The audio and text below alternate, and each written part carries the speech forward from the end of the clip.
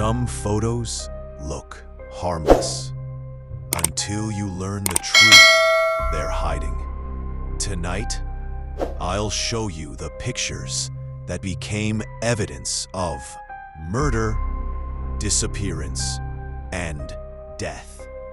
And once you see what really happened behind them, you'll never look at a photo the same way again. On August 20th, 2022, what started as a romantic hiking trip turned into one of the most haunting, accidental deaths ever caught on camera. Andrea Mazzetto and his girlfriend, Sara Briganti, had climbed l'Altare, a jagged rock formation in Italy, known for its surreal, altar-like shape. Andrea, a musician, had been recording the day like it was nothing more than another adventure, posting smiling selfies and panoramic shots to his 2,000 followers. But the final photo they took together would become a cursed timestamp of the exact moment everything went wrong. Standing on the narrow cliff edge, the couple posed with the Italian Alps stretching endlessly behind them. Seconds after the shutter clicked, Andrea's phone slipped from his hand and began bouncing toward the edge of the 300-foot ravine. Instinct took over. He lunged after it, but the cliff beneath him wasn't solid rock. It was loose earth. As his foot hit the edge, the ground collapsed. Sara watched, frozen, as Andrea lost his balance and disappeared over the cliff, plummeting nearly 600 feet down the mountainside. Rescue teams swarmed the area. Firefighters, alpine specialists, paramedics. But by the time they reached him, it was already over. He had died instantly. Hours later, Sara posted their final picture, the one taken just moments before his fall, writing only, "Our last photo together. I didn't know it would become a goodbye." A perfectly normal selfie that turned into a record of someone's final living seconds. On September 18th, 2019, a memorial meant to honor the dead unexpectedly created two more. In Willimantic, Connecticut, 16-year-old Melissa Lourdes Lopez stood quietly among a small group gathered on Bayview Avenue. They had come to remember Alex Gutierrez's brother, killed on that same street by gun violence just 18 months earlier. Alex had organized the entire gathering himself. He wanted closure. He wanted the spot where his brother died to feel less like a wound and more like a memory. Melissa didn't know Alex well, but she came to support a friend and to show respect for someone whose life ended too early. At 3:11 p.m., the group posed for a quick photo, a simple picture to capture a peaceful moment. No one realized that the camera had just recorded their final seconds of normalcy. Without warning, a figure walked toward the memorial, calm, steady, purposeful. Before anyone could speak, a gunshot cut through the air. Then another, and another. Chaos exploded within seconds. 4 people collapsed before the crowd even understood what was happening. One of them was Melissa. She fought for 10 long minutes, but by the time paramedics reached her, there was nothing they could do. Alex, who had survived his brother's death, who had spent a year and a half trying to heal, was also hit. He made it to the hospital, but died an hour later at 4:49 p.m. Two siblings, lost on the very same street, 18 months apart. Two elderly women were also struck, but managed to survive. As suddenly as the attack began, the shooter vanished, leaving behind confusion, panic, and a photograph that would later feel almost cursed. A picture meant to honor the past had unknowingly captured the final moments of two more lives. And to this day, the shooter has never been found, not identified, not seen again. Just a shadow that appeared, destroyed a family, and disappeared into the quiet of Bayview Avenue. On September 6, 1992, two moose hunters in the Alaskan wilderness spotted an old, abandoned bus, the kind that shouldn't have been there. Not this deep in the forest, not this far from any road. Taped to the door was a handwritten note. SOS, I need your help. I am injured, near death. Inside the bus, they found a blue sleeping bag. And inside the sleeping bag was the body of a young man and a camera with images that would stay burned into their memories forever. His name was Christopher McCandless, a 24-year-old who had walked into the Alaskan backcountry 5 months earlier with almost nothing. A .22 rifle, a small bag of rice, a few books, and a stubborn belief that he could survive one of the harshest environments on Earth. Witnesses who saw him before he disappeared into the trees said the same thing. His gear was a joke. He wasn't Mehdi. The last person to see him alive, an electrician named Jim Gallion, begged him to take proper boots, a real map, even warm clothes. He tried to warn him. He even offered to buy him gear. But Chris refused. He was determined to test himself against nature.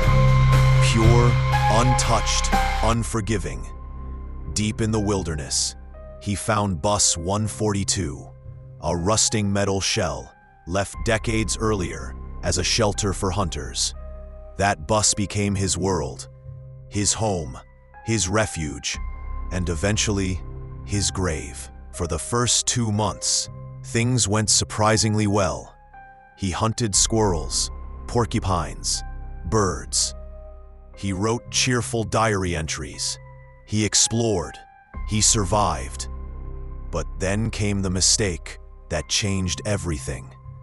By day 67, Chris decided it was time to return to civilization. He shaved, packed his belongings, and headed back toward the highway. But the small river he had crossed easily in April had turned into a violent, glacier-fed torrent, an impossible barrier of ice-cold water moving with the force of a freight train. There was no way across. Forced to turn back, Chris returned to the bus, and that's when his health began to crumble. Unknowingly, he ate wild potato seeds, not realizing they contained a toxic compound that slowly shut down his body's ability to absorb nutrients. He wasn't starving from lack of food. His body simply couldn't use it. His diary entries grew shorter, weaker, barely legible. By day 107, Chris could hardly hold the pen. Somewhere near the end, in a moment of clarity and desperation, he propped up his camera, set the timer, and took one final photograph. In it, he's holding a farewell message. His smile is thin, the expression of someone who knows help isn't coming. That photo would be the one the hunters found. The last record of a young man who walked into the wild seeking freedom and never walked out. Marco Siffredi wasn't just a mountaineer, he was a phenomenon. While most people his age were still figuring out life, Marco had already carved his name across the Alps, the Himalayas, and every vertical nightmare in between. But Everest was different. It pulled at him. In 2001, at just 22 years old, Marco became the first human in history to snowboard from Everest's summit all the way to advanced base camp. A descent so clean and perfect that mountaineers still talk about it like a myth. But Marco wasn't satisfied. There was one line on Everest that no one had ever conquered.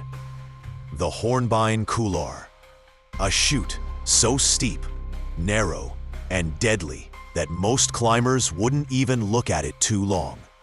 Slopes of 45 to 55 degrees, vertical drops, ice like glass, a route many called the holy grail of extreme snowboarding. And in 2002, Marco returned to Everest to finish what he started. But from the moment he stepped onto the mountain, everything felt wrong. His first ascent had taken hours. This one took 12. He moved slower. He breathed harder. Even Furbatashi, a Sherpa who had summited Everest over 20 times, noticed something unsettling. Marco didn't look like Marco. Still, they reached the summit at 12:15 p.m. A final photograph shows Marco sitting at the peak, slumped, drained, barely able to smile. He whispered, "Tired, tired, too much snow, too much climbing." Weather was turning. Clouds were swallowing the ridge. Wind was rising like a warning. Furba begged him to wait. But Marco, restless, driven, and obsessed with completing the impossible, strapped into his yellow snowboard suit, adjusted his board, and disappeared into the clouds. Those who watched said it looked like he was dropping into another world. His tracks were visible until 8,600 meters, and then they simply ended. No equipment, no board, no body, no trace of a fall. As if Everest had opened its mouth and swallowed him whole. Search teams tried.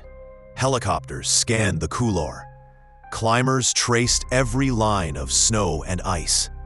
But Marco Siffredi, the man who outran avalanches and danced down mountains, was never seen again.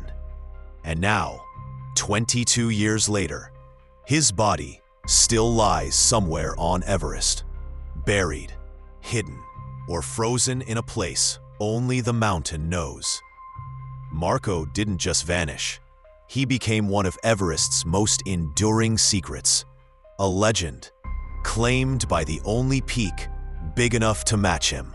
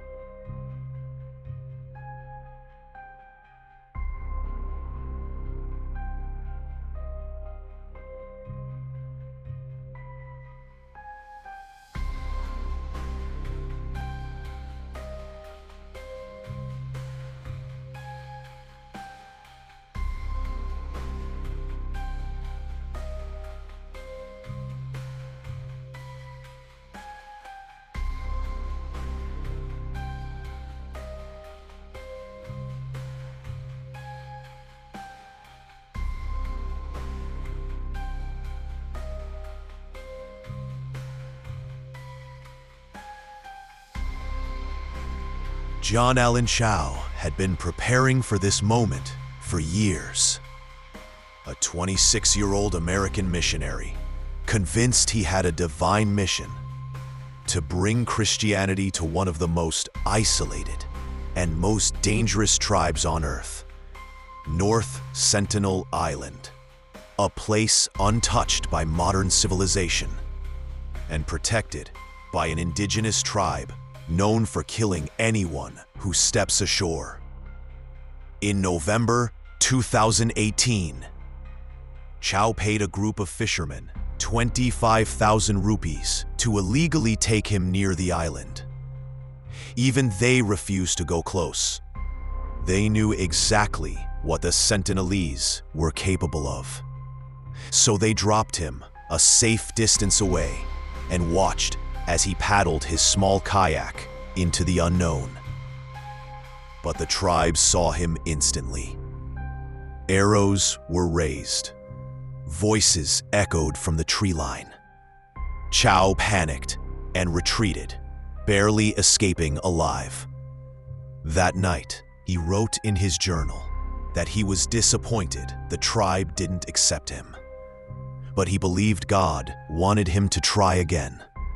The next morning, he returned, and it went even worse. A young Sentinelese boy shot an arrow straight at his chest. The only reason Chow survived that moment was because the arrow struck the Bible he was holding. It pierced straight through the pages of Isaiah chapter 53. Chow snapped the arrow shaft off, turned, and swam nearly a mile back to the fishing boat. His final journal entry is chilling. "You guys might think I'm crazy, but I think it's worth it to declare Jesus to these people. If I die, don't blame them." But he wasn't finished. He told the fishermen to leave him behind the next day, no matter what happened. On November 17th, they watched helplessly from a distance as Chow approached the beach one last time. This time, the tribe didn't warn him. No shouts, no hesitation. Arrows rained down. The Sentinelese dragged his body across the sand and buried him right there on the shore. When Indian officials tried to retrieve the body, the tribe met them with raised bows, forcing everyone to abandon the mission. John Allen Chow's remains have never been recovered. North Sentinel Island never accepted him, and his story has become one of the most haunting warnings about the last untouched tribe on Earth, and the island that does not forgive intruders. And believe it or not, this was only the beginning. What's waiting in part 2 is darker, stranger, and far more real than anything you've seen so far. If you think you can handle it, don't miss it.